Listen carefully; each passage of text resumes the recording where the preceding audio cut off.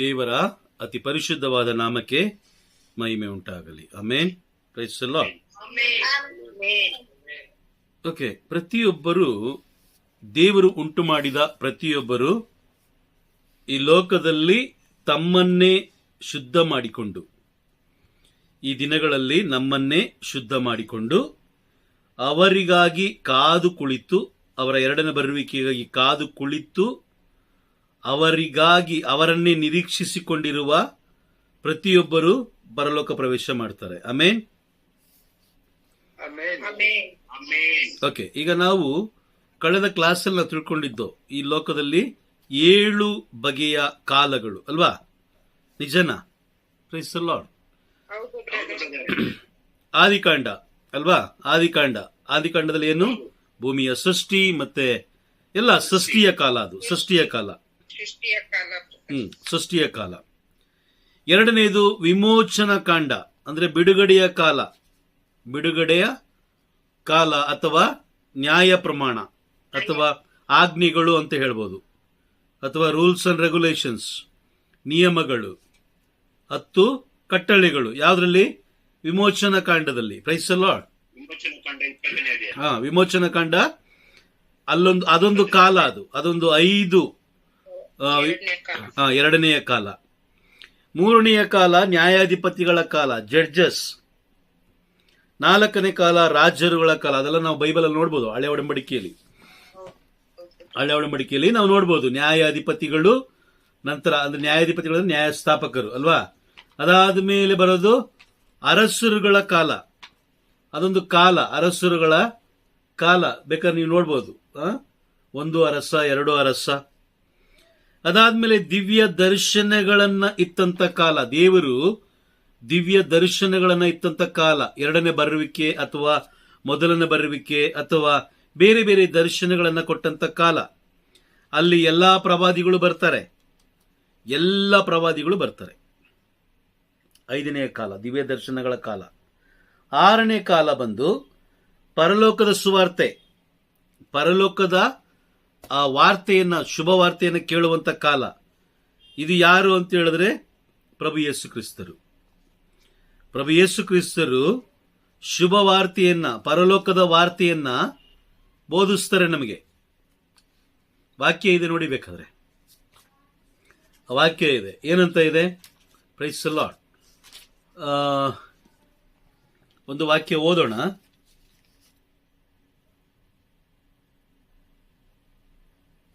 Okay, ಮತ್ತಾಯನ ಬರೆದ ಶುಭ ಸಂದೇಶ 3ನೇ ಅಧ್ಯಾಯ ವಾಕ್ಯ 2 ಓದೋಣ. ವಾಕ್ಯ 2. ಮತ್ತಾಯ ಪಾಪಕ್ಕೆ ವಿಮುಖರಾಗಿರಿ, ದೇವರಿಗೆ ಅಭಿಮುಖರಾಗಿರಿ, ಸ್ವರ್ಗ ಸಾಮ್ರಾಜ್ಯವು ಸಮೀಪಿಸಿತು. ಸ್ವರ್ಗ ಸಾಮ್ರಾಜ್ಯ ಸಮೀಪಿಸಿತು. Praise the lord. ಇದೆಯಾ ಅಲ್ಲಿ ವಾಕ್ಯ? ಇದೆಯಾ? ನಿಮ್ಮ ಕಣ್ಣು ಕಾಣಿಸ್ತಾ ಇದೆಯಾ? ಓಕೆ, ಅದಾದ ಮೇಲೆ ಇನ್ನೊಂದು ವಾಕ್ಯ ಓದೋಣ. ಮಾರ್ಕನು ಬರೆದ ಶುಭ ಸಂದೇಶ, ಸಂತ ಮಾರ್ಕನು ಬರೆದ ಶುಭ ಸಂದೇಶ 1ನೇ ಅಧ್ಯಾಯ ವಾಕ್ಯ 15. ಕಾಲವು ಪರಿಪಕ್ವವಾಗಿದೆ. ದೇವರ ಸಾಮ್ರಾಜ್ಯವು ಸಮೀಪಿಸಿದೆ. ಪಶ್ಚಾತ್ತಾಪಪಟ್ಟು ಪಾಪ ಜೀವನಕ್ಕೆ ವಿಮುಖರಾಗಿ ದೇವರಿಗೆ ಅಭಿಮುಖರಾಗಿರಿ, ಶುಭ ಸಂದೇಶದಲ್ಲಿ ವಿಶ್ವಾಸವಿಡಿ ಎಂದು ಘೋಷಿಸಿದರು. Praise the Lord. ಯಾರು? ಸ್ನಾನಿಕ ಯೋಹಾನ ಘೋಷಿಸ್ತಾ ಹೋಗ್ತಾರೆ. ದೇವರ ರಾಜ್ಯ ಬಂತು, ದೇವರ ರಾಜ್ಯ ಬಂತು. ಹೌದಾ? ಬಂತು ಅಂತ ಹೇಳ್ತಾ ಹೋಗ್ತಾರೆ. Praise the Lord. ಅದಾದ ಮೇಲೆ ಯೇಸು ಸ್ವಾಮಿ ಹೇಳ್ತಾರೆ ನೋಡಿ. ಸ್ನಾನಿಕ ಯೋಹಾನರು ಹೇಳ್ತಾ, ಈಗ 2 ವಾಕ್ಯಗಳನ್ನು ನಾವು ನೋಡ್ಬೇಕಾದ್ರೆ ಸ್ನಾನಿಕ ಯೋಹಾನರು ಹೇಳಿದ್ದು. ಓಕೆ, ಯೇಸು ಸ್ವಾಮಿ ಎಲ್ಲಿ ಹೇಳ್ತಾರೆ ನೋಡೋಣ. ಮತ್ತಾಯನು ಬರೆದ ಶುಭ ಸಂದೇಶ 4ನೇ ಅಧ್ಯಾಯ 17ನೇ ವಾಕ್ಯ. 4:17. ಅಂದಿನಿಂದ ಯೇಸು ಪಶ್ಚಾತ್ತಾಪಪಟ್ಟು ಪಾಪಕ್ಕೆ ವಿಮುಖರಾಗಿರಿ, ದೇವರಿಗೆ ಅಭಿಮುಖರಾಗಿರಿ, ಸ್ವರ್ಗ ಸಾಮ್ರಾಜ್ಯ ಸಮೀಪಿಸಿತು ಎಂಬ ಸಂದೇಶವನ್ನು ಬೋಧಿಸತೊಡಗಿದರು. ಸ್ವರ್ಗ ಸಾಮ್ರಾಜ್ಯ ಸಮೀಪಿಸಿತು. Praise the Lord. ಬಂದಾಯ್ತು, ಆಲ್ರೆಡಿ ಸ್ವರ್ಗ ಸಾಮ್ರಾಜ್ಯ ಬಂದಾಯ್ತು ಅಲ್ವಾ, ಬಂದಾಯ್ತು. ಅದೊಂದು ಕಾಲ, ಹೌದು. ಪರಲೋಕದ ಶುಭವಾರ್ತೆಯನ್ನ ಸಾರಿದಂತ ಕಾಲ. ಅದಕ್ಕೆ ಸಾಕ್ಷಿ ಯಾರು ಅಂತ ಹೇಳಿದ್ರೆ ಸ್ನಾನಿಕ ಯೋಹಾನರು, ಮಾತೆ ಮರಿಯಮ್ಮನವರು, ಸಂತ ಜೋಸೆಫರು, ಎಲ್ಲ ಶಿಷ್ಯರು ಅಂದ್ರೆ ಎಲ್ಲ ಪ್ರೇಷಿತರು, ಅದಾದ್ಮೇಲೆ ಸಂತ ಪೌಲರು, ಸಂತ ಪೌಲರು, ಹೊಸ ಒಡಂಬಡಿಕೆಯಲ್ಲಿ ಬರುವಂತ ಎಲ್ಲ ವ್ಯಕ್ತಿಗಳು ಅದಕ್ಕೆ ಸಾಕ್ಷಿ. ಓಕೆ, ಏಳನೆಯ ಕಾಲ ಒಂದಿದೆ. ಯಾವುದದು? ನ್ಯಾಯ ತೀರ್ಪಿನ ಕಾಲ. ನ್ಯಾಯ ತೀರ್ಪು. ಆಮೇನ್. ಪ್ರಕಟಣೆ ಪುಸ್ತಕ, ನ್ಯಾಯ ತೀರ್ಪಿನ ಕಾಲ. ಇದು ಫೈನಲ್. ಇದನ್ನ ನಾವು ಧ್ಯಾನಿಸಬೇಕಾಗಿರುವಂತ ಸಮಯ ಇದು. ಇದನ್ನ ನಾವು ಪ್ರತಿಯೊಬ್ಬೊಬ್ಬರು ಧ್ಯಾನಿಸಿ ಸಿದ್ಧರಾಗಬೇಕಾಗಿರುವಂತಹ ಕಾಲ ಇದು. ಈ ಕಾಲದಲ್ಲಿ ನೋಡಿ, ಈ ನ್ಯಾಯ ತೀರ್ಪಿನ ಅರಿವನ್ನ ಮೂಡಿಸೋದು ಯಾರು ಅಂತ ಹೇಳಿದ್ರೆ ಪವಿತ್ರಾತ್ಮರು ಒಬ್ಬರೇ. ಅವ್ರು ಬಿಟ್ರೆ ಬೇರೆ ಯಾರಿಂದಲೂ ನ್ಯಾಯ ತೀರ್ಪಿಗೆ ಸಿದ್ಧತೆ ಮಾಡಲಿಕ್ಕೆ ಸಾಧ್ಯ ಇಲ್ಲ. Praise the Lord. ನೋಡಿ, ಯೋಹಾನನು ಬರೆದ ಶುಭ ಸಂದೇಶದಲ್ಲಿ ಯೇಸು ಸ್ವಾಮಿ ಹೇಳ್ತಾರೆ. ಯೋಹಾನನು ಬರೆದ ಶುಭ ಸಂದೇಶ 16ನೇ ಅಧ್ಯಾಯ ವಾಕ್ಯ 18 ನಾವು ಓದೋಣ. ಅಲ್ಲಿ ಯೇಸು ಸ್ವಾಮಿ ಸ್ಪಷ್ಟವಾಗಿ ನುಡಿಯೋದನ್ನು ನಾವು ಕಾಣ್ತೀವಿ. 16:8. ಹೇಗೋ ಕಾಲ ಎಂದರೇನು? 16:8. ಇವರ ಮಾತಿಗೆ ಅರ್ಥವಾಗುತ್ತಿಲ್ಲವಲ್ಲ. ಪೋಷಕ ಬಂದು ಆ ಪಾಪ, ಆ ನ್ಯಾಯ ನೀತಿ ಆ ಮತ್ತು ಅಂತಿಮ ತೀರ್ಪು ಆ ಇವುಗಳನ್ನು ಕುರಿತು ಲೋಕದ ಜನತೆ ತಾಳಿದ್ದ ತಪ್ಪು ಭಾವನೆಗಳನ್ನು ಮನವರಿಕೆ ಮಾಡಿಕೊಡುವರು. ಆ ಪೋಷಕ ಬಂದು ಪಾಪ, ನ್ಯಾಯ ನೀತಿ ಮತ್ತು ಅಂತಿಮ ತೀರ್ಪು ಇವುಗಳನ್ನು ಕುರಿತು ಲೋಕದ ಜನತೆ ತಾಳಿದ ತಪ್ಪು ಭಾವನೆಗಳನ್ನ ಮನವರಿಕೆ ಮಾಡಿಕೊಡುವರು. ಮನವರಿಕೆ ಮಾಡಿಕೊಡೋದು ಯಾರು? ಪವಿತ್ರಾತ್ಮರು. ಓಕೆ, ಪವಿತ್ರಾತ್ಮರು ಅಲ್ವಾ? ಓಕೆ, ಇದೊಂದು ಪರಲೋಕದ ಪ್ಲಾನ್. ಇದು ಯಾವ್ದಿದು? ಇದು ಪರಲೋಕದ ಪ್ಲಾನ್. ಇದು ಪರಲೋಕದ ಯೋಜನೆ. ಆದ್ರೆ ಈ ಪರಲೋಕದ ಯೋಜನೆಯನ್ನು ನಾಶ ಮಾಡುವುದಕ್ಕಾಗಿ ಒಬ್ಬ ವ್ಯಕ್ತಿ ಬರ್ತಾನೆ ಅಥವಾ ತನ್ನ ದೂತರನ್ನು ಕಳಿಸ್ಕೊಡ್ತಾನೆ. 1 ಯೋಹಾನ 4ನೇ ಅಧ್ಯಾಯ ವಾಕ್ಯ 1ರಿಂದ 3 ತನಕ ನಾವು ಓದಬೇಕಾದ್ರೆ ಅಲ್ಲಿ ಒಬ್ಬ ವ್ಯಕ್ತಿ ಬರ್ತಾನೆ. ಅಂದ್ರೆ ಒಂದು ಆತ್ಮ ಬರುತ್ತೆ. ಆ ಆತ್ಮ ಪವಿತ್ರಾತ್ಮರಿಂದ ನಿಮ್ಮನ್ನು ಬೇರ್ಪಡಿಸುತ್ತೆ. ನೋಡಿ, ಮೊದಲನೆಯ ಬರುವಿಕೆ ಅಂದ್ರೆ ಪರಲೋಕದ ಸುವಾರ್ತೆ ಅಥವಾ ಶುಭ ಸಂದೇಶವನ್ನು ಸಾರುವಂತ ಕಾಲದಲ್ಲಿ ಅಲ್ಲಿ ಬಂದಂತ ವ್ಯಕ್ತಿಗಳನ್ನು ಗಮನಿಸ್ರಿ. ಮಾತೆ ಮರಿಯಮ್ಮನವರು, ಜಕಾರಿಯ, ಎಲಿಜಬೆತ್ ಅಮ್ಮ, ಮತ್ತೆ ಪೌಲರು, ಪೇತ್ರ, ಎಲ್ಲ ಶಿಷ್ಯರು ಎಲ್ಲರೂ ಇದಕ್ಕೆ ಸಾಕ್ಷಿಯಾಗ್ತಾರೆ. ಸ್ನಾನಿಕ ಯೋಹಾನರು ಎಲ್ಲರೂ ಸಾಕ್ಷಿಯಾಗ್ತಾರೆ. ಜಕಾಯನು ಕೂಡ ಸಾಕ್ಷಿಯಾಗ್ತಾರೆ. ಎಲ್ಲ ಹೊಸ ಒಡಂಬಡಿಕೆಯಲ್ಲಿ ಬರುವಂತಹ ಎಲ್ಲ ವ್ಯಕ್ತಿಗಳು ಸಾಕ್ಷಿಯಾಗ್ತಾರೆ. ಹೊಸ ಒಡಂಬಡಿಕೆಯಲ್ಲಿ ಆ ಒಂದು ಪರಲೋಕದ ಸುವಾರ್ತೆಯನ್ನು ಸಾರುವುದಕ್ಕಾಗಿ ದೇವರು ಅನೇಕ ವ್ಯಕ್ತಿಗಳನ್ನ ಬಳಸ್ಕೊಂಡಿದ್ದಾರೆ. ಅದರಲ್ಲಿ ನಮ್ಮ ಪಿತೃಗಳು ಇದ್ರು ಅನ್ನೋದು ಒಂದು ಅಚ್ಚರಿ. ನಮ್ಮ ಪಿತೃಗಳು ಅಂದ್ರೆ ಯಾರು? 2000 ವರ್ಷಗಳ ಹಿಂದೆ ಇದ್ದಂತಹ ನಮ್ಮ ತಾತಂದಿರು ಅಲ್ವಾ? Praise the Lord. ಎಷ್ಟು ತಲೆಮಾರುಗಳ ತಾತಂದಿರು ಅಲ್ಲಿ ಇರ್ಲಿಲ್ವಾ? ಇದ್ರು. Praise the Lord. ಯೇಸು ಸ್ವಾಮಿ ಮೀನ್ ಹಂಚಿದಾಗ ಎಲ್ಲಿದ್ರು? ಆ ಗುಂಪಲ್ಲಿದ್ರು. ಈಗ ಜಕ್ಕಾಯನ ಮನೆಗೆ ಬರಬೇಕಾದ್ರೆ ಅಲ್ಲೂ ಕೂಡ ಆ ಗುಂಪಲ್ಲಿ ಕೂಡ ಅಲ್ಲಿ ಕೂಡ ಇದ್ರು. ಯೇಸು ಸ್ವಾಮಿನ ಶಿಲುಬೆಗೇರಿಸಿ ಅಂತ ಕೂಗಬೇಕಾದ್ರೆ ಅಲ್ಲೂ ಇದ್ರು. ಎಲ್ಲರೂ ಇದ್ರು. ನಮ್ಮ ಪಿತೃಗಳು ಅಲ್ಲಿ ಇದ್ರು. Praise the Lord. ಅದೊಂದು ಕಾಲ. ಈ ಪ್ರಕಟಣೆ ಕಾಲದಲ್ಲಿ ಒಂದು ಗಮನ ಕೊಟ್ಟು ಕೇಳಿಸ್ಕೊಳ್ಳಿ. ಈ ಪ್ರಕಟಣೆಯ ಕಾಲದಲ್ಲಿ ಯಾರನ್ನ ಬಳಸಲ್ಲ ದೇವರು. ಯಾರನ್ನೂ ಬಳಸೋದಿಲ್ಲ. ಅದೊಂದು ಗಮನದಲ್ಲಿ ಇಟ್ಕೊಬೇಕು ನೀವು. ಯಾವ ಸಂತರು ಬಳಸೋದಿಲ್ಲ, ಮಾತೆ ಮರಿಯಮ್ಮನವರು ಬರೋದಿಲ್ಲ, ಮತ್ತೆ ನಮ್ಮ ಪಿತೃಗಳು ಬರೋದಿಲ್ಲ. ಇಲ್ಲಿ ಶಿಲುಬೆಗೇರಿಸಿ ಅಂತ ಕೂಗುವ ಪ್ರಮೇಯ ಇರೋದಿಲ್ಲ, ಸನ್ನಿವೇಶ ಬರೋದಿಲ್ಲ. ಇಲ್ಲಿ ಆತನನ್ನ ಶಿಲುಬೆಗೇರಿಸಿ ಮತ್ತೆ ಚಾಟಿಯಿಂದ ಒಡೆಯಿರಿ, ತಲೆ ಮೇಲೆ ಮುಳ್ಳಿನ ಕಿರೀಟವನ್ನು ತೊಡಿಸಿರಿ, ಮತ್ತೆ ಶಿಲುಬೆಗೆ ಏರಿಸಿರಿ, ಇದು ಯಾವುದು ಮತ್ತೆ ಮರುಕಳಿಸೋದಿಲ್ಲ. ಮತ್ತೆ ಬರುತ್ತಾ? ಬರೋದಿಲ್ಲ. ಹಾಗಾದ್ರೆ ಮತ್ತೆ ಬರೋದು ಯಾವುದು?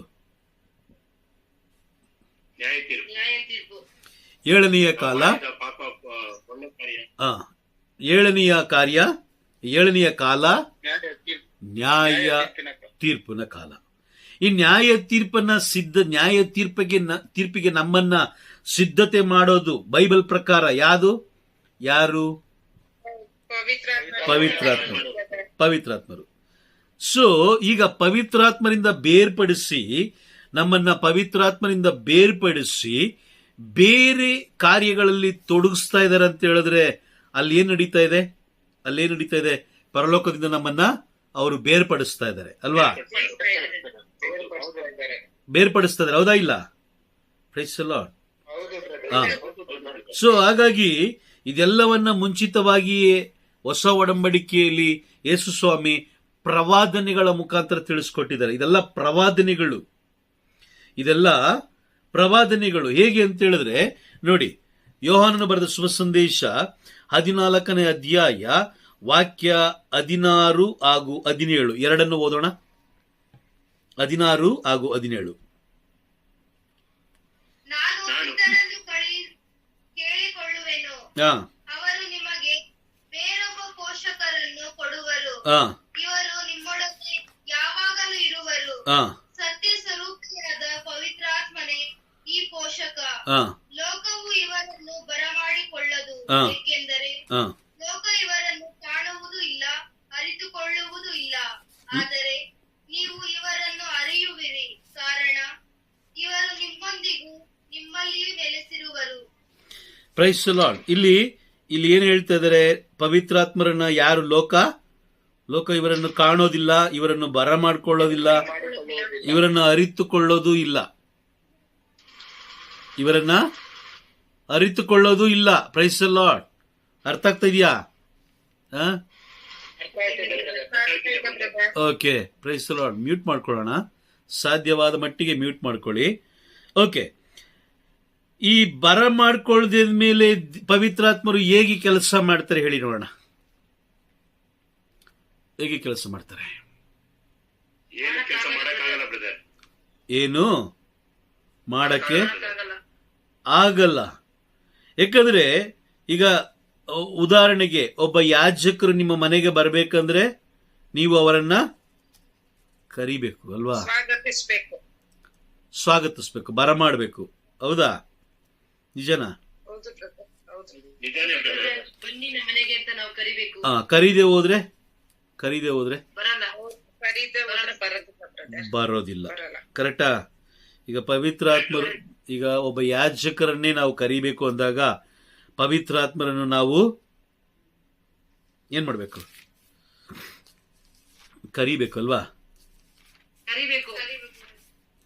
ಪ್ರೇಷಿತರ ಕಾರ್ಯಕಲಾಪಗಳಲ್ಲಿ 1ನೇ ಅಧ್ಯಾಯದಲ್ಲಿ ಪ್ರಭು ಯೇಸು ಕ್ರಿಸ್ತರು ಸ್ವರ್ಗಾರೋಹಣರಾದ ಮೇಲೆ ಅಲ್ಲಿ ಮಾತೆ ಮರಿಯಮ್ಮನವರು ಹಾಗೂ ಶಿಷ್ಯರು 10 ದಿನಗಳ ಕಾಲ ಪ್ರಾರ್ಥನೆಯಲ್ಲಿ ನಿರತರಾಗಿದ್ದರು ಅಂತ ಬೈಬಲ್ ಸ್ಪಷ್ಟವಾಗಿ ಹೇಳುತ್ತೆ. ಪ್ರೇಷಿತರ ಕಾರ್ಯಕಲಾಪಗಳ ಗ್ರಂಥ 1ನೇ ಅಧ್ಯಾಯ ವಾಕ್ಯ 14ರಲ್ಲಿ ನಾವು ನೋಡ್ತೀವಿ, ಅಲ್ಲಿ ಎಲ್ಲರೂ ಒಮ್ಮನಸ್ಸಿನಿಂದ ಪ್ರಾರ್ಥನೆಯಲ್ಲಿ ನಿರತರಾಗಿದ್ರು. ಕೆಲವು ಮಹಿಳೆಯರು, ಯೇಸುವಿನ ತಾಯಿ ಮರಿಯಳು, ಯೇಸುವಿನ ಸಹೋದರರು ಅವರೊಡನೆ ಇದ್ದರು. ಅಲ್ಲಿ ತನಕ ಪವಿತ್ರಾತ್ಮರು ಇಳಿದು ಬಂದಿರಲಿಲ್ಲ.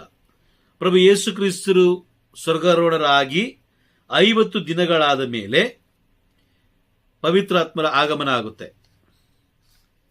ಪವಿತ್ರಾತ್ಮರ ಆಗಮನ ಆದ್ಮೇಲೆ 2ನೇ ಅಧ್ಯಾಯ ನೋಡ್ತಾ ಬನ್ನಿ. ಅಲ್ಲಿ ಭಯಪಟ್ಟಿದ್ದ ಪ್ರತಿಯೊಬ್ಬರು, ಪವಿತ್ರಾತ್ಮರು ಯಾರ್ಯಾರ ಮೇಲೆ ಇಳಿದು ಬರ್ತಾರೋ ಅವರೆಲ್ಲರೂ ಪರಲೋಕದ ಬಲವನ್ನ ಹೊಂದಿಕೊಳ್ತಾರೆ. ಆಮೇನ್.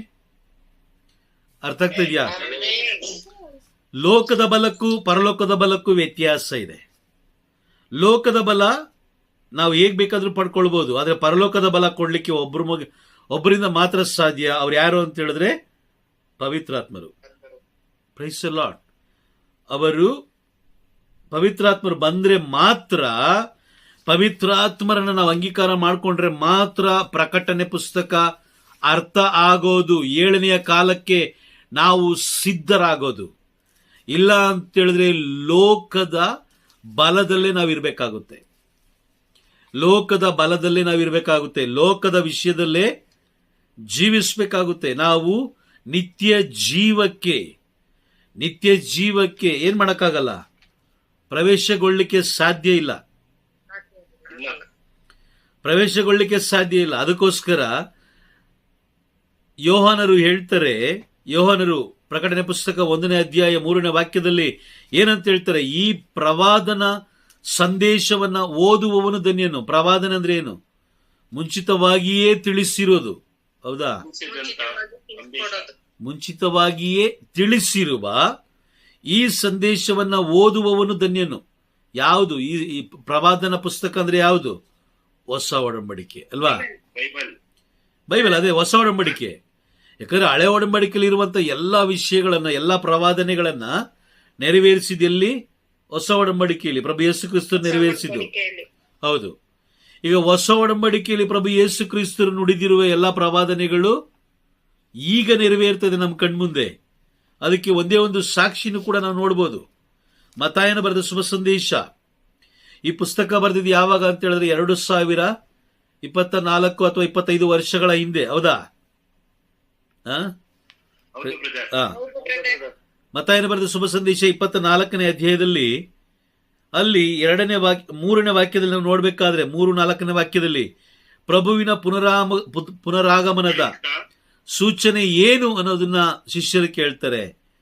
ಅಲ್ಲಿ ಕೇಳಬೇಕಾದ್ರೆ, ಅಲ್ಲಿ ಶಿಷ್ಯರು ಕೇಳಿದಾಗ ಅಲ್ಲಿ ಯೇಸು ಸ್ವಾಮಿ ಉತ್ತರ ಕೊಡ್ತಾರೆ. ಅನೇಕ ಜನರು ನಾನೇ ಕ್ರಿಸ್ತ ಅಂತ ಹೇಳಿ ದಾರಿ ತಪ್ಪಿಸ್ತಾರೆ.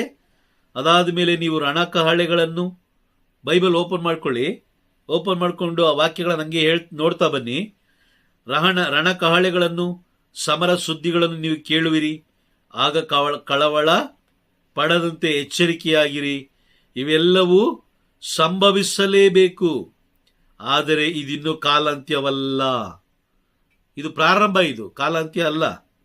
ಅದಾದ್ಮೇಲೆ ಜನಾಂಗಕ್ಕೆ ವಿರುದ್ಧ ಜನಾಂಗವು, ರಾಷ್ಟ್ರಕ್ಕೆ ವಿರುದ್ಧ ರಾಷ್ಟ್ರವು ಯುದ್ಧಕ್ಕಿಳಿಯುವು.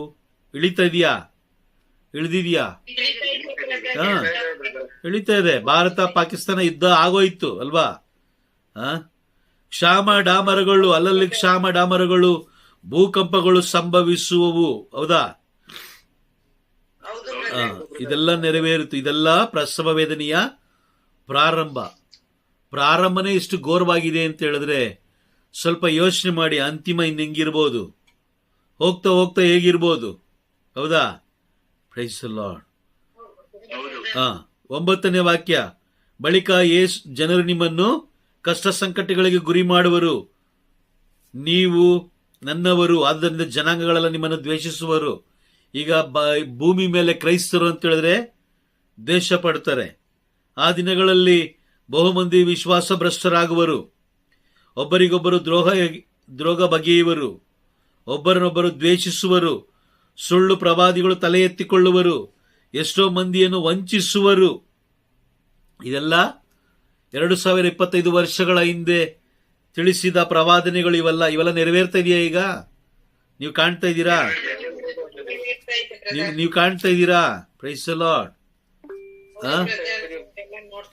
ನೋಡ್ತಾ ಇದ್ದೀರಾ? ಯೇಸು ಸ್ವಾಮಿ ಅದನ್ನ ಹೇಳ್ತಾರೆ ನೋಡಿ. ಯೋಹಾನನು ಬರೆದ ಶುಭ ಸಂದೇಶ 14ನೇ ಅಧ್ಯಾಯ 29ನೇ ವಾಕ್ಯ. ಇದೆಲ್ಲ ಈಡೇರುವಾಗ ನೀವು ವಿಶ್ವಾಸಿಸುವಂತೆ ನೀವು ವಿಶ್ವಾಸಿಸುವಂತೆ ಈಡೇರುವುದಕ್ಕೆ ಮುಂಚೆಯೇ ನಿಮಗೆ ತಿಳಿಯಪಡಿಸಿದ್ದೇನೆ. ಅದೆಲ್ಲವೂ ನೆರವೇರುವುದಕ್ಕಿಂತ ಮುಂಚೆ ಮತ್ತಾಯನ ಬರೆದ ಶುಭ ಸಂದೇಶದಲ್ಲಿ ಬರೆದಂತ ಪ್ರವಾದನೆಗಳು ಅಂದ್ರೆ ಹೊಸ ಒಡಂಬಡಿಕೆಯಲ್ಲಿ ಕೊಟ್ಟಂತಹ ಎಲ್ಲ ಪ್ರವಾದನೆಗಳು ಅಂದ್ರೆ ನಡೆಯುವುದಕ್ಕಿಂತ ಮುಂಚಿತವಾಗಿ ಅವರು ತಿಳಿಸ್ಕೊಟ್ಟಿದ್ದಾರಾ? ಓಕೆ. ಇನ್ನೊಂದು ವಾಕ್ಯ ಓದೋಣ. ಮತ್ತಾಯನು ಬರೆದ, ಇದು ಯೋಹಾನನು ಬರೆದ ಶುಭ ಸಂದೇಶ 13ನೇ ಅಧ್ಯಾಯ ವಾಕ್ಯ 19. 13:19.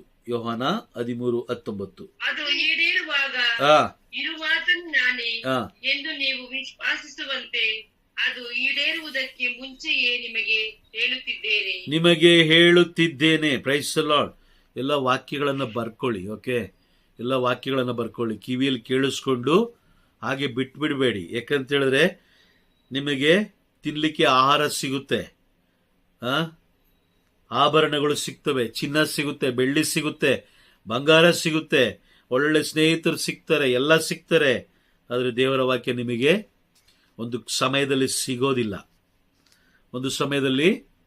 ಸಿಗೋದಿಲ್ಲ. ಹಾಗಾಗಿ ಬಹಳ ಎಚ್ಚರಿಕೆಯಾಗಿರಿ. ವಾಕ್ಯಗಳನ್ನು ಬರ್ಕೊಳ್ಳಿ, ಧ್ಯಾನಿಸ್ರಿ. ಮುಖ್ಯವಾಗಿ ಈಗ ನಿಮ್ಮ ಹೃದಯ ಪ್ರಕಟಣೆ ಕಾಲ, ಅಂದ್ರೆ ನ್ಯಾಯ ತೀರ್ಪಿಗೆ ನಿಮ್ಮನ್ನೇ ನೀವು ಸಿದ್ಧತೆ ಮಾಡಿಕೊಳ್ಬೇಕು. ಯಾಕೆಂತ ಹೇಳಿದ್ರೆ ವಿಶ್ವಾಸ ಭ್ರಷ್ಟರು ಬರ್ತಾರೆ, ನಿಮ್ಮನ್ನ ದಾರಿ ತಪ್ಪಿಸ್ತಾರೆ. ಹಾಗಾಗಿ ಬಹಳ ಎಚ್ಚರಿಕೆಯಾಗಿರಬೇಕು. ಪ್ರಕಟಣೆ ಪುಸ್ತಕ 1ನೇ ಅಧ್ಯಾಯ 3ನೇ ವಾಕ್ಯ ಹೇಳುತ್ತೆ, ಈ ಪ್ರವಾದನ ಪುಸ್ತಕವನ್ನ ಓದುವವರು ಧನ್ಯರು. ಅಂತ ಹೇಳಿದ್ರೆ ಪರಲೋಕಕ್ಕೆ ಅವರು ಬಾಧ್ಯಸ್ಥರು, ಆಶೀರ್ವದಿಸಲ್ಪಟ್ಟವರು. Praise the Lord. ಎರಡನೇದಾಗಿ ಓದಿದ್ದನ್ನ ಕೇಳಿಸಿಕೊಳ್ಳುವವರು ಧನ್ಯರು. ಓಕೆ, ಕೇಳಿಸ್ಕೊಳ್ಳಕ್ಕೆ ಸೈತಾನ ಬಿಡ್ತಾನೆ ಅನ್ಕೊಂಡಿದ್ದೀರಾ? ಬಿಡ್ತಾನ? ಸಾಧ್ಯನೇ ಇಲ್ಲ. ಓಕೆ, ವಾಕ್ಯವು ಮಾಡ್ತಾ ಇರ್ತಾನೆ. ಸಂತ ಮಾರ್ಕರು ಬರೆದ ಶುಭ ಸಂದೇಶ 4ನೇ ಅಧ್ಯಾಯ 16ನೇ ವಾಕ್ಯವನ್ನು ಓದೋಣ. 16ನೇ ವಾಕ್ಯ. ಇನ್ನು ಕೆಲವರು ದೇವರ ಸಂದೇಶವನ್ನು ಕೇಳಿದ ಕೂಡಲೇ ಅದನ್ನು ಸಂತಸದಿಂದ ಸ್ವೀಕರಿಸುತ್ತಾರೆ. ಆದರೆ ಅವರಲ್ಲಿ ಅದು ಆಳವಾಗಿ ಬೇರೂರದ ಕಾರಣ ಕೊಂಚ ಕಾಲ ಮಾತ್ರ ಉಳಿಯುತ್ತದೆ. ಇನ್ನು ಕೆಲವರು ದೇವರ ಸಂದೇಶವನ್ನು ಕೇಳಿದ ಕೂಡಲೇ ಅದನ್ನು ಸಂತೋಷದಿಂದ ಸ್ವೀಕರಿಸ್ತಾರೆ. Price the lord. ಅದು ಅವರಲ್ಲಿ ಆಳವಾಗಿ ಬೇರೂರದ ಕಾರಣ. ಅಂದ್ರೆ ನಾವು ಬೈಬಲ್ ನಮ್ಗೆ ಏನು ಹೇಳ್ತಾ ಇದೆ? ನೀನು ವಾಕ್ಯವನ್ನ ಆಳವಾಗಿ ತೊಳ್ಕೊಬೇಕು, ಆಳವಾಗಿ ಕೇಳಿಸ್ಕೊಂಡ್ರೆ ಮಾತ್ರ. Praise the Lord. ಸುಮ್ಮನೆ ಕಾಟಾಚಾರ ಕೇಳಿಸ್ಕೊಳ್ಳೋದಲ್ಲ. ಯಾಕೆ ಅಂತಂದ್ರೆ ಇದು ಪ್ರವಾದನೆಯ ಪುಸ್ತಕ. ಇದು ಯೆಶಾಯ ಪ್ರವಾದಿಯ ಗ್ರಂಥ 29ನೇ ಅಧ್ಯಾಯದಲ್ಲಿ ನಾವು ನೋಡ್ತೀವಿ. ಯೆಶಾಯ ಪ್ರವಾದಿಯ ಗ್ರಂಥ 29ನೇ ಅಧ್ಯಾಯ ವಾಕ್ಯ 11ರಲ್ಲಿ ನಾವು ಓದ್ತೀವಿ. ಇದು ನಿಗೂಢ ಗ್ರಂಥವಾಗಿದೆ, ದಿವ್ಯ ದರ್ಶನದ ನಿಗೂಢ ಗ್ರಂಥವಾಗಿದೆ. ನಿಗೂಢ ಗ್ರಂಥ. Praise the lord. ಈ ಗ್ರಂಥವನ್ನ ಓದ್ಲಿಕ್ಕೆ ದೇವ್ರು ನಮಗೆ ಅವಕಾಶ ಕೊಟ್ಟಿದಾರಲ್ಲ, ಇದಕ್ಕಿಂತ ಸೌಭಾಗ್ಯ ಬೇರೆ ನಮ್ಗೆ ಯಾವುದು ಇಲ್ಲ. ಆಮೇನ್. ಅರ್ಥ ಆಗ್ತಿದ್ಯಾ?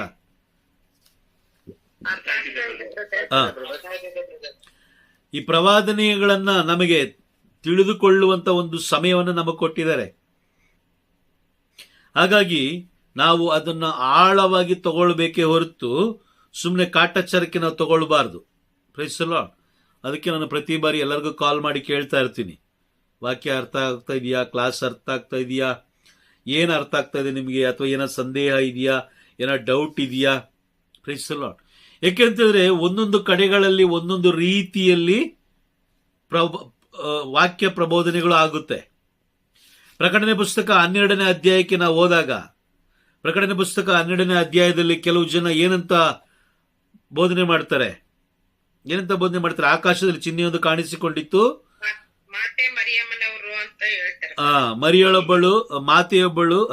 ಮಹಿಳೆಯೊಬ್ಬಳು ಸೂರ್ಯಭೂಷಿತಳಾಗಿದ್ದಳು. ಆಕೆಯ ಪಾದಡಿ ಚಂದ್ರನಿದ್ದನು, ತಲೆಯ ಮೇಲೆ 12 ನಕ್ಷತ್ರ ಖಚಿತವಾದ ಕಿರೀಟವಿತ್ತು. ಹೌದಾ? ಅದ್ರಲ್ಲೊಂದು ಹಾಡು ಇದೆ ಅಲ್ವಾ? ಏನ್ ಹಾಡೋದು?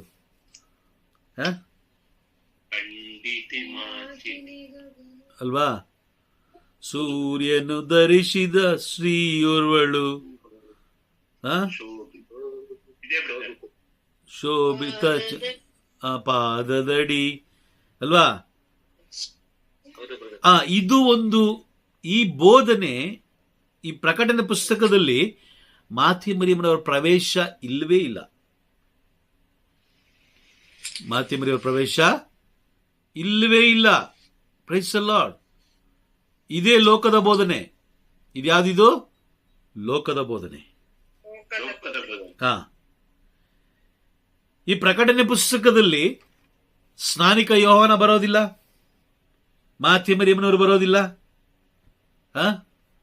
ಅದಾದ ಮೇಲೆ ಸಂತ ಜೋಸೆಫರು ಬರೋದಿಲ್ಲ, ಜಕಾರಿಯ ಬರೋದಿಲ್ಲ. ಹೊಸ ಒಡಂಬಡಿಕೆಯಲ್ಲಿದ್ದ ಯಾವ ಪಾತ್ರಗಳು, ಯಾವ ವ್ಯಕ್ತಿಗಳು ಪ್ರಕಟಣೆ ಪುಸ್ತಕದಲ್ಲಿ ಬರೋದಿಲ್ಲ. ಇಲ್ಲಿ ಇಬ್ಬರು ಮಾತ್ರ ಬರೋದು. ಯಾರು ಅಂತ ಹೇಳಿದ್ರೆ ಪ್ರಭು ಯೇಸು ಕ್ರಿಸ್ತರು ಹಾಗೂ ಪರಿಶುದ್ಧಾತ್ಮರು. Praise the Lord. ಪ್ರಭು ಯೇಸು ಕ್ರಿಸ್ತರು ಹಾಗೂ ಪರಿಶುದ್ಧಾತ್ಮರು ಇವರಿಬ್ಬರು ಬಿಟ್ರೆ ಇಲ್ಲಿ ಯಾರು ಬರೋದಿಲ್ಲ. ಇಲ್ಲಿ ಯೋಹಾನರು ಬರೆದ ಮೇಲೆ ಅವರು ಮರಣ ಹೊಂದುತ್ತಾರೆ. ಅವರು ಕೂಡ ಬರೋದಿಲ್ಲ. ಹೌದಾ? ಅವರು ಕೂಡ ಇಲ್ಲ, ಅವರು ಕೂಡ ಬರಲ್ಲ. ಪ್ರಕಟಣೆ ಪುಸ್ತಕದಲ್ಲಿ ಬರುವಂತವರು ಇಬ್ಬರೇ, ಅವರು ಪ್ರಭು ಯೇಸು ಕ್ರಿಸ್ತರು ಹಾಗೂ ಪರಿಶುದ್ಧಾತ್ಮರು. ಹಾಗಾದ್ರೆ ನೀವು ಯಾರನ್ನ ಎದುರು ನೋಡ್ಬೇಕೀಗ? ಪ್ರಭು ಯೇಸು ಕ್ರಿಸ್ತರನ್ನು ಎದುರು ನೋಡ್ಬೇಕು. ಯಾರ ಮುಖಾಂತರ? ಪವಿತ್ರಾತ್ಮರ. ಆಮೇನ್. ಅರ್ಥ ಆಗ್ತಾ ಇದೆಯಾ ನಿಮ್ಗೆ? ಅರ್ಥ ಆಗ್ತಾ ಇದೆಯಾ? ಈಗ ನಾವು ಒಂದು ದೇಶ ಬಿಟ್ಟು ಇನ್ನೊಂದು ದೇಶಕ್ಕೆ ಹೋಗ್ಬೇಕಾದ್ರೆ ನಾವು ಏನ್ರಲ್ಲಿ ಹೋಗ್ತೀವಿ? ವಿಮಾನದಲ್ಲಿ ಹೋಗ್ತೀವಿ ಅಲ್ವಾ? ಇಲ್ಲ ನಾನು ಬೈಕಲ್ಲೇ ಹೋಗ್ತೀನಿ ಅಂತ ಆಟ ಹಿಡಿದ್ರೆ ಆಗಲ್ಲ ಬ್ರದರ್, ಅದು ತುಂಬಾ ದಿವಸ ಇರ್ತದೆ. ತುಂಬಾ ದಿವಸ ಹಿಡಿತೆ, ಮಧ್ಯದಲ್ಲಿ ನಮ್ಗೆ ಮರಣನೂ ಆಗ್ಬೋದು. ತುಂಬಾ ದಿವಸ ಹಿಡಿಯುತ್ತಾ? ಹೌದು ಬ್ರದರ್. ಆಗಲ್ಲ ಬ್ರದರ್, ಹೋಗಕ್ ಸಾಧ್ಯನೇ ಇಲ್ಲ. ಯಾಕಂದ್ರೆ ಸಮುದ್ರ ಇದೆ. ಸಮುದ್ರ ಕೆಲವು ದೇಶಗಳಿಗೆ ಹೋಗ್ಬೋದು, ಆದ್ರೆ ಎಲ್ಲಾ ಕಡೆ ಹೋಗಕ್ಕಾಗಲ್ಲ. ಮುಖ್ಯವಾಗಿ ಈ ಭೂಮಿಯಿಂದ, ಈ ಭೂಲೋಕದಿಂದ ಪರಲೋಕಕ್ಕೆ ಹೋಗ್ಲಿಕ್ಕೆ ಯಾರಿಂದ ಸಾಧ್ಯ? ಯಾರಿಂದ ಸಾಧ್ಯ?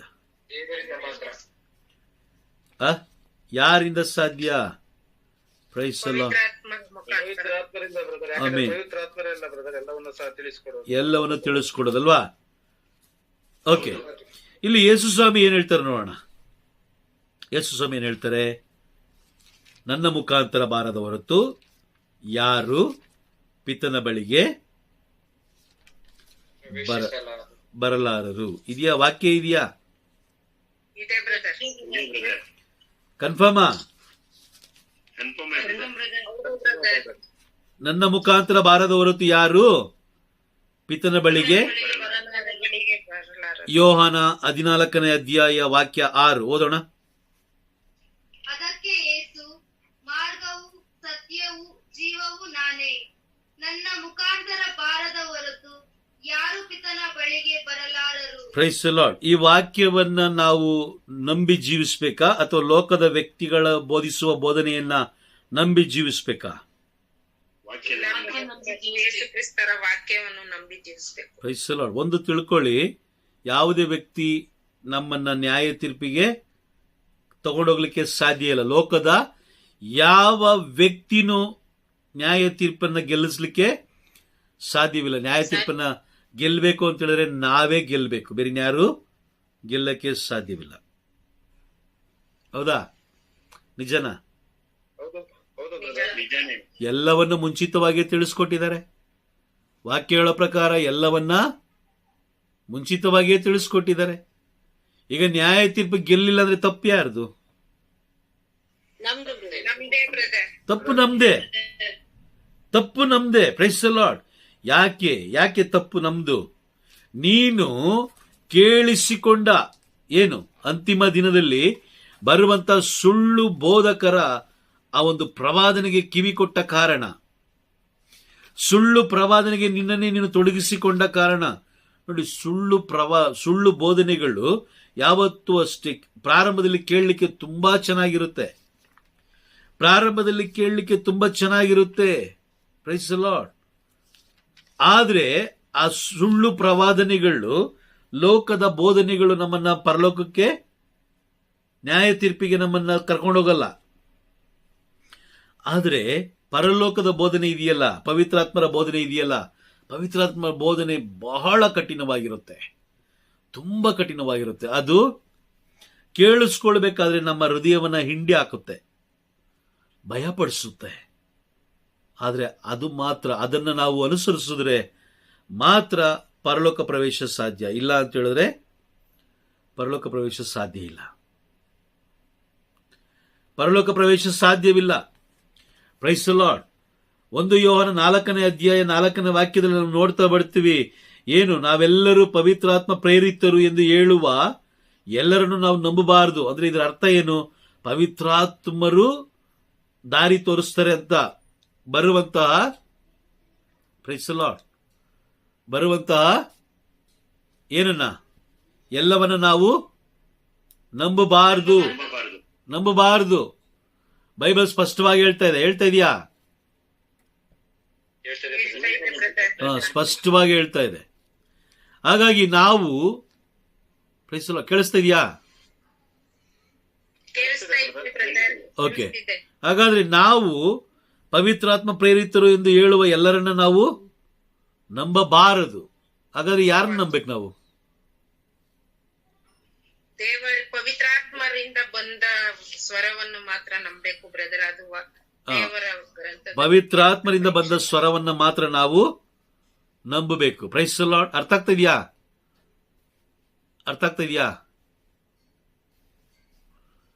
ಬ್ರದರ್ ನಿಮ್ ವಾಯ್ಸ್ ಬ್ರೇಕ್ ಆಗ್ತಾ ಇದೆ ಬ್ರದರ್. ಏನ್ ಹೇಳಿದ್ರು ಕೇಳಿಸಿಲ್ಲ ಬ್ರದರ್. ಪವಿತ್ರಾತ್ಮರಿಂದ ಕರೆಂಟ್ ಹೋಯ್ತು, ಹಾಗಾಗಿ ವೈಫೈ ಹೋಯ್ತು. ಈಗ ಏನಿದ್ರು ಇಂಟರ್ನೆಟ್ ಮುಖಾಂತರ ವರ್ಕ್ ಆಗ್ತಾ ಇದೆ.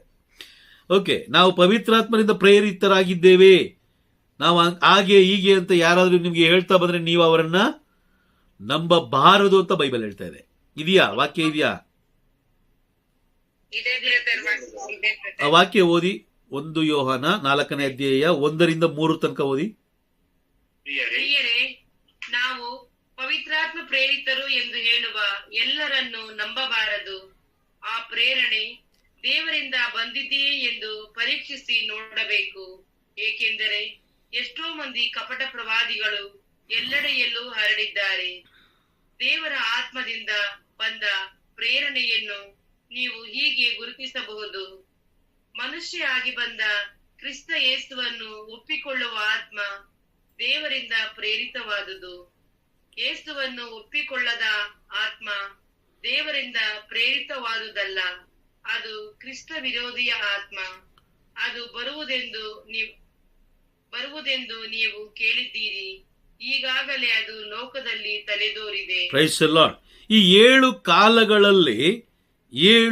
ಕಾಲಗಳಲ್ಲಿ ಮುಖ್ಯವಾಗಿ, ಪ್ರೈಸ್ ದಿ ಲಾರ್ಡ್, 1 ನಿಮಿಷ. Price the Lord. ಓಕೆ, ಕೇಳಿಸ್ತಾ ಇದೆಯಾ? Okay, fine. Praise the lord. ಈಗ ಪವಿತ್ರಾತ್ಮ ಪ್ರೇರಿತರು ನಾವು ಅಂತ ಹೇಳಿ ಬಂದು ನಿಮ್ಮನ್ನ ದಾರಿ ತಪ್ಪಿಸ್ತಾ ಇದ್ದಾರೆ ಅನ್ನೋದನ್ನ ಹೇಗೆ ಕಂಡುಹಿಡಿಯೋದು? ಪ್ರಭು ಯೇಸುವನ್ನು ಒಪ್ಪಿಕೊಳ್ಳುವ ಆತ್ಮ ಪವಿತ್ರಾತ್ಮನಿಂದ ಪ್ರೇರಿತವಾದುದು ಅಂತೇಳಿ ಒಪ್ಕೋಬೇಕು ಅಂತ ಬೈಬಲ್ ವಾಕ್ಯ ಹೇಳ್ತಾ ಇದೆ. ಓಕೆ, ಈಗ ಪ್ರಕಟಣೆ ಪುಸ್ತಕದಲ್ಲಿ ಇಬ್ಬರು ಮಾತ್ರ ಬರ್ತಾರೆ ಅಲ್ವಾ? ಇಬ್ಬರು ಮಾತ್ರ. ಯಾರ್ಯಾರು? ಹೌದು ಬ್ರದರ್, ಪ್ರಭು ಯೇಸು ಕ್ರಿಸ್ತರು ಹಾಗೂ ಪವಿತ್ರಾತ್ಮರು. ಆಮೆನ್. ಇವರಿಬ್ಬರನ್ನ ಬಿಟ್ಟು ಬೇರೆ ಬೋಧನೆಗಳು ಬಂತು ಅಂದ್ರೆ ಅದು ಯಾರಿಂದ ಬಂದದ್ದು? ಓಕೆ, ಸುಳ್ಳು ಬೋಧಕರಿಂದ. ಈಗ ನೀವು ಅವರನ್ನ ಹಿಂಬಾಲಿಸುವಾಗ ಯಾರು ನಿಮಗೆ ದಾರಿ ತಪ್ಪಿಸ್ತಾರೋ ಅವರನ್ನ ನೀವು ಹಿಂಬಾಲಿಸುವಾಗ ನೀವು ನ್ಯಾಯ ತೀರ್ಪನ್ನು ಗೆಲ್ಲಲಿಕ್ಕೆ ಸಾಧ್ಯನಾ? ಇಲ್ಲ ಬ್ರದರ್, ನಾವು ಕೂಡ ದಾರಿ ತಪ್ಪಿ ಬೀಳ್ತೀವಿ. Price the lord. ಹೌದಾ? ನಿಜ ಅಲ್ವಾ? ಕರೆಕ್ಟಾ? ಹಾಗಾಗಿ ವಾಕ್ಯ ಸ್ಪಷ್ಟವಾಗಿ ಹೇಳ್ತಾ ಇದೆ, ಅವರನ್ನ ನೀವು ಏನ್ ಮಾಡಬಾರ್ದು? ಅಯ್ಯಯ್ಯೋ ಇವ್ರು ಹೇಳೋ ಮಾತು ನಾವು ಕೇಳಲಿಲ್ಲ ಅಂದ್ರೆ ಎಲ್ಲಿ ಶಾಪ ಬಂದ್ಬಿಡುತ್ತೋ, ಎಲ್ಲಿ ಇವ್ರು ಹೇಳೋದು ನೋಡಿದ್ರೆ ನಮಗೆ ಭಯ ಆಗುತ್ತಲ್ವಾ? ಭಯಪಡಿಸ್ತಾರೆ. ಹೊಸ ಒಡಂಬಡಿಕೆಯಲ್ಲಿರುವ ಪ್ರತಿ ಒಬ್ಬೊಬ್ಬ ವ್ಯಕ್ತಿಯೂ ಕೂಡ ನಮಗೆ ಮಾದರಿಯಾಗಿದ್ದಾರೆ. ಆಮೇನ್. ಆಮೆನ್. ಆಮೆನ್. ಆಮೆನ್. ಲೂಕನು ಬರೆದ ಶುಭ ಸಂದೇಶ 16ನೇ ಅಧ್ಯಾಯದಲ್ಲಿ ಒಂದು ನಿಮಿಷ, price the lord.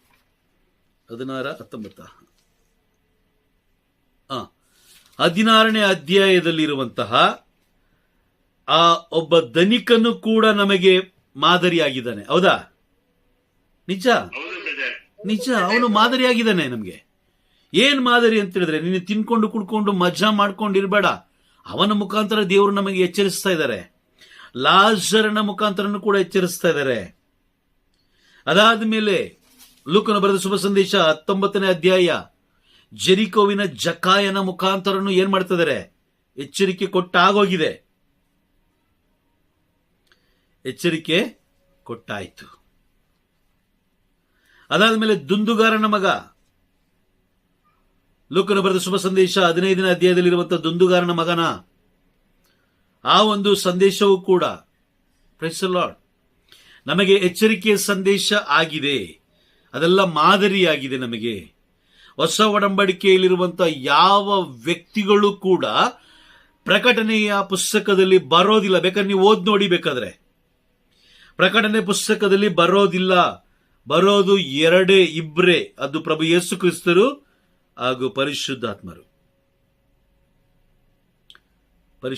Price the lord. ಅರ್ಥ ಆಗ್ತಾ ಇದೆಯಾ ನಿಮ್ಗೆ? ಅರ್ಥ ಆಗ್ತಾ ಇದೆಯಾ? ಆ ಪ್ರಕಟಣೆ ಪುಸ್ತಕದಲ್ಲಿ ಮೋಶೆ ಬರಲ್ಲ, ಅಬ್ರಹಾಂ ಬರಲ್ಲ, ಯಾವುದೇ ಪ್ರವಾದಿಗಳು ಬರಲ್ಲ, ಯಾವುದೇ ಸಂತರುಗಳು ಬರಲ್ಲ, ಯಾವುದೇ ಪರಿಶುದ್ಧವಾದ ಜೀವನ ಜೀವಿಸಿದವರು ಯಾರು ಬರೋದಿಲ್ಲ. ಹಾಗಾಗಿ ನಾವು ಬಹಳ ಎಚ್ಚರಿಕೆಯಾಗಿರ್ಬೇಕು. ಯಾಕೆಂತ ಹೇಳಿದ್ರೆ 7ನೇ ಕಾಲಕ್ಕೆ, ಈ ಪ್ರಕಟಣೆಯ ಕಾಲ, ಈ ನ್ಯಾಯ ತೀರ್ಪಿನ ಕಾಲಕ್ಕೆ ಸಿದ್ಧರಾಗೋದು ಅಷ್ಟು ತಮಾಷೆಯ ವಿಷಯ ಅಲ್ಲವೇ ಅಲ್ಲ. ಅಷ್ಟು ತಮಾಷೆಯ ವಿಷಯ ಅಲ್ಲ. ನೀವು ಒಂದೆಜ್ಜೆ ಎತ್ತಿಟ್ರೆ, ಅಯ್ಯೋ ನಾನು ಇವತ್ತು ಪರಿಶುದ್ಧನಾಗಿರ್ಬೇಕು ಅಂತ ನೀವು ಒಂದೆಜ್ಜೆ ಎತ್ತಿಡಿ, 150 ಹೊಲಸು ಮಾತು ನಿಮ್ಮ ಬಾಯಲ್ಲಿ ಬಂದಿರುತ್ತೆ, ಅಥವಾ 150 ಆಲೋಚನೆಗಳು ನಿಮ್ಮಲ್ಲಿ ಬಂದಿರುತ್ತೆ. ಒಂದು ಹೆಜ್ಜೆ ಎತ್ತಿಡಿ, ಇಲ್ಲ ಇವತ್ತಿಂದ ನಾನು ಬೈಬಲ್ ಓದಬೇಕು ಅಂತ ಒಂದೆಜ್ಜೆ ಎತ್ತಿಡಿ, ಒಳ್ಳೆ ನಿದ್ದೆ ಬಂದಿರುತ್ತೆ. ತುಂಬಾ ನಿದ್ದೆ ಮಾಡ್ತೀರಾ. ಆದ್ರೆ ಒಂದು ಸತ್ಯ ಏನ್ ಗೊತ್ತಾ? ಪರಲೋಕ ಪ್ರವೇಶ ಆಗಬೇಕು ಅಂತ ಹೇಳಿದ್ರೆ, ನಾವು ಪರಲೋಕ ಪ್ರವೇಶ ಆಗಬೇಕು, ನಾವು ನ್ಯಾಯ ತೀರ್ಪನ್ನ ಗೆಲ್ಲಬೇಕು ಅಂತ ಹೇಳಿದ್ರೆ, ಅದು ದೇವರ ಜೀವವುಳ್ಳ ವಾಕ್ಯಗಳಿಂದ ಮಾತ್ರ ಸಾಧ್ಯ. ಬೇರೆ ಯಾವುದೇ ವ್ಯಕ್ತಿಯಿಂದ ಅಲ್ಲ, ಯಾವುದೇ ವಸ್ತುಗಳಿಂದಲೂ ಅಲ್ಲ. Praise the lord. ಅರ್ಥ ಆಗ್ತಿದ್ಯಾ? ಯಾವಾಗ ನಾವು ಬೈಬಲ್ ತೆರೀತೀವೋ ಆಗ ನಮಗೆ ಸ್ವಲ್ಪ ಸ್ವಲ್ಪ ಜ್ಞಾನ, ಸ್ವಲ್ಪ ಭಯ ಪ್ರಾರಂಭ ಆಗುತ್ತೆ. ಅಯ್ಯೋ ಇಷ್ಟು ದಿನ ನಾನು ಪಾಪ ಮಾಡ್ಬಿಟ್ನಲ್ಲ, ಅಯ್ಯೋ ಇಷ್ಟು ದಿನ ನಾನು ಬೈಬಲ್ಗೆ ವಿರುದ್ಧವಾಗಿ ನಾನು ಜೀವಿಸ್ಬಿಟ್ನಲ್ಲ. ನೋಡಿ, ನಮ್ಮ ಕ್ರೈಸ್ತರಲ್ಲಿ ಪ್ರವಾದನೆಗಳು ಎಂಬ ಪದವನ್ನು ನೀವು ಬಳಸಿ ಕೇಳಿ ನೋಡಿ. ಬೈಬಲ್ ಅಲ್ಲಿರುವ ಪ್ರವಾದನೆಗಳು ಯಾವ್ದಾದ್ರು ಒಂದು ಪ್ರವಾದನೆ ನೀನು ಹೇಳಿ ನೋಡೋಣ ಅಂತ ಕೇಳಿ ನೋಡಿ. ಯಾರಾದ್ರೂ ಹೇಳ್ತಾರೆ ಅನ್ಕೊಂಡಿದ್ದೀರಾ?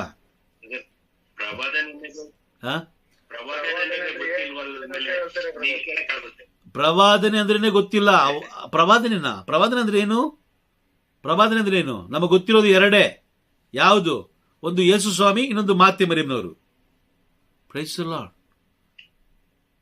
ನಮಗೆ ಗೊತ್ತಿರೋದು ಇಬ್ರೇ, ಒಂದು ಯೇಸು ಸ್ವಾಮಿ, ಇನ್ನೊಂದು ಮಾತೆ ಮರಿಯಮ್ನವರು. ಬೇರೆ ಇನ್ಯಾರು ಬೇಕಾಗಿಲ್ಲ ನಮಗೆ, ಇನ್ಯಾರು ಬೇಕಾಗಿಲ್ಲ ನಿಜ. ಬಟ್ ಪರಲೋಕಕ್ಕೆ ಹೋಗ್ಲಿಕ್ಕೆ ದೇವರು ಎಲ್ಲರಿಗೂ ಏನ್ ಕೊಟ್ಟಿದ್ದಾರೆ? ಅವಕಾಶ ಕೊಟ್ಟಿದ್ದಾರೆ. ಅವಕಾಶ ಕೊಟ್ಟಾಗ ಯಾರು ಬದಲಾಗ್ತಾರೋ? Price the lord. ದೇವರು ಎಲ್ಲರಿಗೂ ಒಂದೊಂದು ಅವಕಾಶ ಕೊಡ್ತಾರೆ. ಅವಕಾಶ ಕೊಟ್ಟಾಗ ಏನ್ ಮಾಡಬಾರ್ದಂತೆ? ಏನ್ ಮಾಡಬಾರ್ದಂತೆ ಅದನ್ನ ಅಳ್ಕೊಂಬಾರ್ದು ಬ್ರದರ್ ನಾವು. ಬ್ರದರ್ ಅವಕಾಶವನ್ನು ಉಪಯೋಗಿಸ್ಕೋಬೇಕು ನಾವು. ಅವಕಾಶನ ಉಪಯೋಗಿಸ್ಕೊಬೇಕು. ಅದನ್ನ ಏನ್ ಮಾಡಬಾರ್ದು, ಅದನ್ನ ವೇಸ್ಟ್ ಮಾಡಬಾರ್ದು. ಅಲ್ಲಗಳಿಬಾರ್ದು. ಅಲ್ಲಗಳಿಬಾರ್ದು. Praise the Lord. ಹೌದಾ? ನಿಜನಾ? ಹೌದು ಬ್ರದರ್. ನಿಜ. ಅವರೊಂದು ಅವಕಾಶ ಕೊಡ್ತಾರೆ, ಪ್ರತಿ ಒಬ್ಬೊಬ್ಬರಿಗೂ ಒಂದೊಂದು ಅವಕಾಶ ಕೊಡ್ತಾರೆ. ನೀನು ಸುಳ್ಳುಗಾರನ, ಎಸ್, ನಿನಗೂ ಒಂದು ಅವಕಾಶ ಇದೆ. ನೀನು ಮೋಸಗಾರನ, ಹೌದು, ನಿನಗೂ ಅವಕಾಶ ಇದೆ. ಅವಕಾಶ ಇಲ್ಲದೆ ಮನ ಪರಿವರ್ತನೆಗೊಳ್ಳಲಿಕ್ಕೆ ಅವಕಾಶ ದೇವರು ಕೊಟ್ಟೇ ಕೊಡ್ತಾರೆ. Price the lord. ಪ್ರತಿಯೊಬ್ಬರಿಗೂ ಕೊಡ್ತಾರೆ. ಪೌಲನಿಗೆ ಕೊಟ್ರು, ಪೇತ್ರನಿಗೆ ಕೊಟ್ರಾ? ಪೇತ್ರನಿಗೆ ಹೌದು, ಪೇತ್ರನಿಗೆ ಕೊಟ್ರು. ಪೇತ್ರ ಯೇಸು ಸ್ವಾಮಿಯನ್ನ ಏನ್ ಮಾಡಿದ್ರು? 3 ಬಾರಿ ತಮ್ಮನ್ನೇ ಗೊತ್ತಿಲ್ಲ ನಮ್ಗೆ. ತಿರಸ್ಕಾರ ಮಾಡ್ಕೊಂಡ್ರಲ್ವಾ? Price the lord. ತಿರಸ್ಕಾರ ಮಾಡ್ಕೊಂಡ್ರು. ಆದ್ರೆ ಮತ್ತೆ ಅವ್ರು ಬಂದು ಏನ್ ಕೇಳಿದ್ರು? ಪಾಪ ಕ್ಷಮೆ ಕೇಳ್ಕೊಂಡಾಗ ಹೇಳಿದ್ರು ಅಲ್ವಾ? ಅವರು. Price the lord. ಹೌದು ಬ್ರದರ್. ಅವಾಗ ಏನ್ ಕೊಟ್ರು? ಕ್ಷಮೆ ನೀಡಿದ್ರು. ಕ್ಷಮೆ ನೀಡು. ಅವಕಾಶ ಕೊಟ್ರು. ಪ್ರೀತಿಸ್ತೀಯ ಅಂತ ಒಂದು ಕೊಟ್ರು. ಅವಕಾಶ ಕೊಟ್ರಾ? ಕೊಟ್ರು ಬ್ರದರ್. ಅವಕಾಶ ಕೊಟ್ಟಾಗ ಅವ್ರು ಏನ್ ಮಾಡಿದ್ರು? ಬಳಸಿಲ್ವಾ? ಅವರು ಚೆನ್ನಾಗಿ ಬಳಸ್ಕೊಂಡು ಚೆನ್ನಾಗಿ ಬಳಸ್ಕೊಂಡ್ರು. Price the lord. ದೇವರು ನಿಮಗೂ ಕೂಡ ಅವಕಾಶ ಕೊಡ್ತಾ ಇದ್ದಾರೆ, ಬ್ರದರ್. ನೀಡ್ತಾ ಇದ್ದಾರೆ. ಪ್ರತಿದಿನ ನೀಡ್ತಾ ಇದ್ದಾರಾ? ನೀಡ್ತಾ ಇದ್ದಾರೆ ಬ್ರದರ್. ನೀಡ್ತಾ ಇದ್ದಾರೆ. ಪ್ರತಿದಿನ ನೀಡ್ತಾ ಇದ್ದಾರೆ. ಅಯ್ಯೋ, ನಾಳೆ ಚೇಂಜ್ ಆಗ್ಬೋದು, ನಾಡಿದ್ದು ಚೇಂಜ್ ಆಗ್ಬೋದು, ಇನ್ನೊಂದು ದಿನ ನೋಡೋಣ. ಅವ್ರು ಏನ್ ಮಾಡ್ತಾ ಇದ್ದಾರೆ? ಅವಕಾಶ ಕೊಡ್ತಾ ಇದ್ದಾರೆ. ಬದಲಾಗದೇ ಇರುವಂತಹ ಫಲ ಬಿಡದ ಕೊಂಬೆಗಳನ್ನ ಏನ್ ಮಾಡ್ತಾರಂತೆ? ಕಡಿದು ಬೆಂಕಿಗೆ ಹಾಕ್ತಾರೆ ಬ್ರದರ್. ಆರದ ಬೆಂಕಿಗೆ ಬಿಸಾಕ್ತಾರೆ. ಈ ದಿನಗಳಲ್ಲಿ ಎಲ್ಲರೂ ಯಾವುದಕ್ಕೆ ಸಿದ್ಧರಾಗಬೇಕು? ಫಲ ಬಿಡ್ಲಿಕ್ಕೆ ಅಲ್ವಾ? ಫಲ ಬಿಡ್ಲಿಕ್ಕೆ.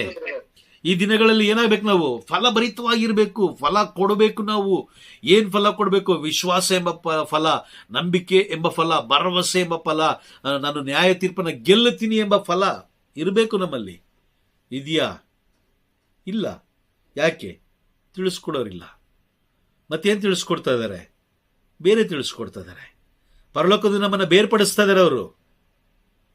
ಅವರು ನಮ್ಮನ್ನ ಪರಲೋಕದಿಂದ ಬೇರ್ಪಡಿಸ್ತಾ ಇದ್ದಾರೆ. Price the lord. ಅರ್ಥ ಆಗ್ತಾ ಇದೆಯಾ? ಈಗ ಬೇರ್ಪಟ್ಟು ಹೋದ್ರೆ, ಈಗ ಕುರಿಯ ವೇಷದಲ್ಲಿ ಬಂದು ತೋಳ ಏನ್ ಮಾಡುತ್ತೆ? ನಿಮ್ಮನ್ನ ಬಂದು ಕರೀತಾ ಇದೆ. ನಾನು ಹೇಳ್ತಲ್ಲ, ಯೇಸು ಸ್ವಾಮಿ ಹೇಳ್ತಾರದು. ಮತ್ತಾಯನು ಬರೆದ ಶುಭ ಸಂದೇಶದಲ್ಲಿ 10ನೇ ಅಧ್ಯಾಯದಲ್ಲಿ ಹೇಳ್ತಾರೆ ಏನಂತ? ಜಾಗರೂಕರಾಗಿರಿ, ಬಹಳ ಜಾಗರೂಕರಾಗಿರಿ. ಯಾಕೆಂತ ಹೇಳಿದ್ರೆ ಕೆಲವು ಕುರಿಗಳು ಯಾವ ಪಾತ್ರದಲ್ಲಿ ಬರ್ತವೆ? ತೋಳಗಳು ಯಾವ ಪಾತ್ರದಲ್ಲಿ ಬರ್ತವೆ?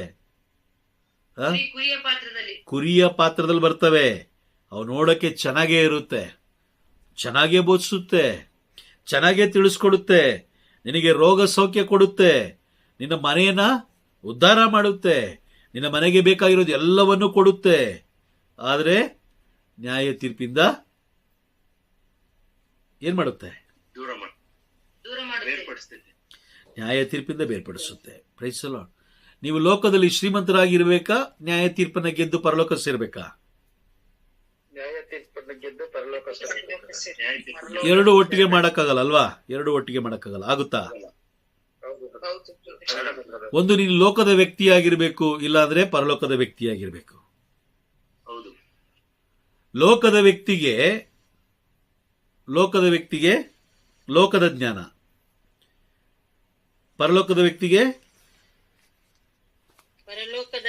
ಆಮೆನ್, ಪರಲೋಕದ ಜ್ಞಾನ. Praise the lord. ಪರಲೋಕದ ಜ್ಞಾನ ಎಲ್ಲಿ ಬರೆದಿದೆ? ಬೈಬಲ್ ಅಲ್ವಾ? ಅದಕ್ಕೋಸ್ಕರ ಏನಂತ ಹೇಳಿದ್ರು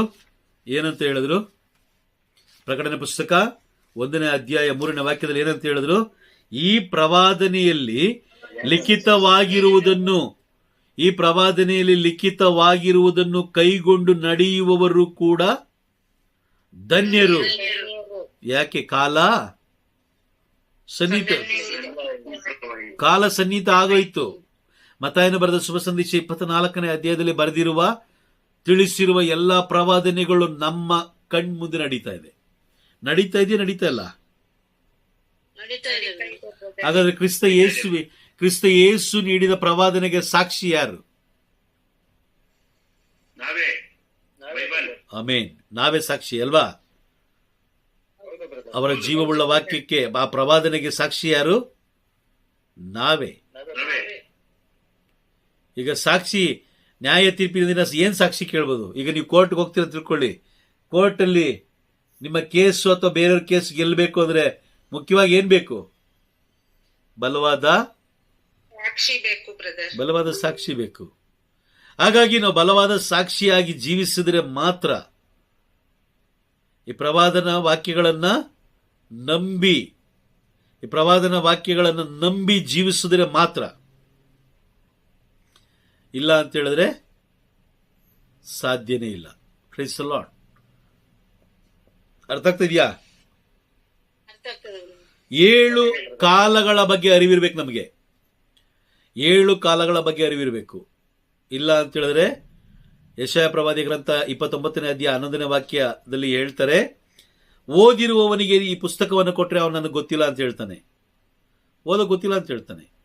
ಆದರೆ ಓದದೇ ಇರುವವರಿಗೆ ಕೊಟ್ಟರೆ ಆ ಒಂದು ತಕ್ಕ ಸಮಯದಲ್ಲಿ ಅವರು ಓದ್ತಾರೆ, ಪ್ರವಾದಿಸ್ತಾರೆ, ಬೋಧಿಸ್ತಾರೆ, ಸತ್ಯವನ್ನು ತಿಳಿಸ್ತಾರೆ. Praise the lord. ಅರ್ಥ ಆಗ್ತಿದೆಯಾ ನಿಮಗೆ? ಅರ್ಥ ಆಗ್ತಿದೆಯಾ? ಕಳೆದ ಸುಮಾರು ವರ್ಷಗಳ ಹಿಂದೆ ಹಳೆಯ ರಿಸರ್ವ್ ಬ್ಯಾಂಕ್ ಏನ್ ಮಾಡ್ತು? ಹಳೆಯ ನೋಟುಗಳನ್ನ ಬ್ಯಾನ್ ಮಾಡ್ತು ಅಲ್ವಾ? 1000 ರೂಪಾಯಿ ನೋಟು, 500 ರೂಪಾಯಿ ನೋಟು ಬ್ಯಾನ್ ಮಾಡ್ತು. ಅದಾದ್ಮೇಲೆ ಹೊಸದಾಗಿ 500 ರೂಪಾಯಿ ನೋಟು, 2000 ರೂಪಾಯಿ ನೋಟ್ ಕೊಡ್ತು. ಅದಾದ್ಮೇಲೆ 2000 ರೂಪಾಯಿ ನೋಟು ಬ್ಯಾನ್ ಆಯ್ತು. ಈಗ ಹೊಸ ಒಡಂಬಡಿಕೆನೂ ಅದೇ ತರನೇ. ಹೊಸ ಅಲ್ಲಿರುವಂತ ಪ್ರವಾದನೆಗಳು ಪ್ರಕಟಣೆ ಪುಸ್ತಕದಲ್ಲಿದೆ. ಆದರೆ ಅಲ್ಲಿರುವಂತ ವ್ಯಕ್ತಿಗಳು ಯಾರು ಪ್ರಕಟಣೆ ಪುಸ್ತಕದಲ್ಲಿ ಪ್ರವೇಶ ಮಾಡಲ್ಲ. ಪ್ರವೇಶ ಯಾರು ಬರಲ್ಲ. ಆ ತರ ಬರಂಗಿದ್ದಿದ್ರೆ ಧನಿಕ ಮತ್ತೆ ಬಿಕಾರಿ ಎಲ್ಲಿರ್ಬೇಕಾಗಿತ್ತು? ಮತ್ತೆ ಪ್ರಕಟಣೆ ಪುಸ್ತಕದಲ್ಲಿ ಇರ್ಬೇಕಾಗಿತ್ತು ಅಲ್ವಾ? Praise the lord. ಹಾಗಾಗಿ ಬಹಳ ಎಚ್ಚರಿಕೆಯಾಗಿರೋಣ. ನಾವು ಪವಿತ್ರಾತ್ಮ ಪ್ರೇರಿತರು, ಪವಿತ್ರಾತ್ಮ ತುಂಬಲ್ಪಟ್ಟವರು ಅಂತ ಹೇಳಿ ಬೋಧಿಸುವಂತವರು ಬಂದು ನಮ್ಮನ್ನು ಏನ್ ಮಾಡ್ತಾರೆ? ದಾರಿ ತಪ್ಪಿಸ್ತಾರೆ. ಹಾಗಾಗಿ ಬಹಳ ಎಚ್ಚರಿಕೆಯಾಗಿ ಇದ್ದು ನಾವು ಪವಿತ್ರಾತ್ಮರೊಂದಿಗೆ ನಾವು ಜೀವಿಸುವಾಗ, ಪವಿತ್ರಾತ್ಮರೊಂದಿಗೆ ನಾವು ನಡೆಯುವಾಗ ಪವಿತ್ರಾತ್ಮರು ಎಲ್ಲವನ್ನು ನಮಗೆ ತಿಳಿಸ್ಕೊಡ್ತಾರೆ. Price the lord. ಅರ್ಥ ಆಯ್ತಾ? ಓಕೆ. ದೇವರ ನಾಮಕ್ಕೆ ಮಹಿಮೆ ಉಂಟಾಗಲಿ.